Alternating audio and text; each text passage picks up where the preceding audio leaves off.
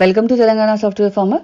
ఈ వీక్ మన వీడియో వచ్చేసి మన ఇంటిగ్రేటెడ్ ఫార్మింగ్లో ఒక భాగం, ఒక క్రాప్ వేద్దాము. ఆ క్రాప్ వచ్చేసి ఉరద్దాలకి మనం ఏదైతే ప్లేస్ సెలెక్ట్ చేసుకున్నామో ఆ ప్లేస్ ఆల్రెడీ ఒకసారి దున్ని పెట్టింది. సో ఫస్టే అంతా కంప్లీట్గా ఫామ్ దున్ని పెట్టాం కదా, అప్పుడే ఆ ప్లేస్ కూడా కవర్ అయిపోయింది.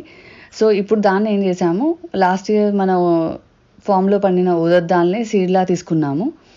ఎప్పుడైనా కూడా మన ఫామ్లో పండిన వాటిని సీడ్లా యూజ్ చేయడం వల్ల ఈల్డ్ ఎక్కువ వస్తుందంట. సో ఎవరైనా న్యాచురల్ ఫార్మింగ్ చేయాలి అనుకున్న వాళ్ళు కానీ, ఎవరైనా ఫార్మింగ్ చేసేవాళ్ళు కానీ ఈ మెథడ్ ఫాలో అయితే ఈల్డ్ ఎక్కువ వస్తుందంట. వాటికి ఆ సీడ్కి అలవాటైన భూమి, వాటికి డిసీజెస్ అవన్నీ తట్టుకునే శక్తి ఎక్కువ ఉంటుంది అంటారు.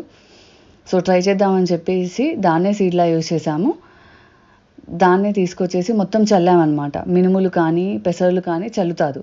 చల్లిన తర్వాత దాని మీద నుంచి ఈ వీడ నడుపుకుంటూ వెళ్తే ఆ సీడ్స్ అనేవి కిందికి పైకి ఇలా అయిపోతాయి, ఈవెన్గా డిస్ట్రిబ్యూట్ అయిపోతాయి.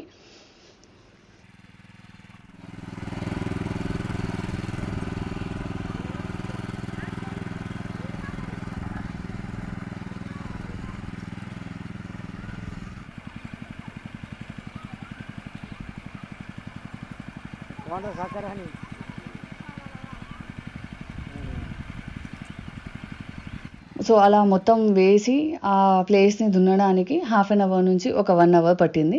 సో అదంతా కంప్లీట్ అయిపోయాక నెక్స్ట్ మనకి పక్కన ఏదైతే 8 feet డిస్టెన్స్ ఉందో ఫ్రూట్ ప్లాంట్స్కి ఆ కంచెకి మధ్యలో, అందులో మస్టర్డ్ వేద్దాం అనుకున్నాం కదా. సో ఆ ఆవాలు చల్లేసామన్నమాట. ఇంకా ఈ ఆవాలకైతే పైనుంచి వీడ కూడా నడపనవసరం లేదనుకుంటా. ఆ సీడ్ చాలా చిన్నగా ఉంటుంది కదా, ఆటోమేటిక్గా అవే వచ్చేస్తాయి. యూజువల్గా కూడా మనం కూడా ఇంట్లో చూస్తూ ఉంటాం, ఆవాలు ఎక్కడైనా కింద పడిపోతే సాయిల్లో అవే వచ్చేస్తాయి మొలకలు.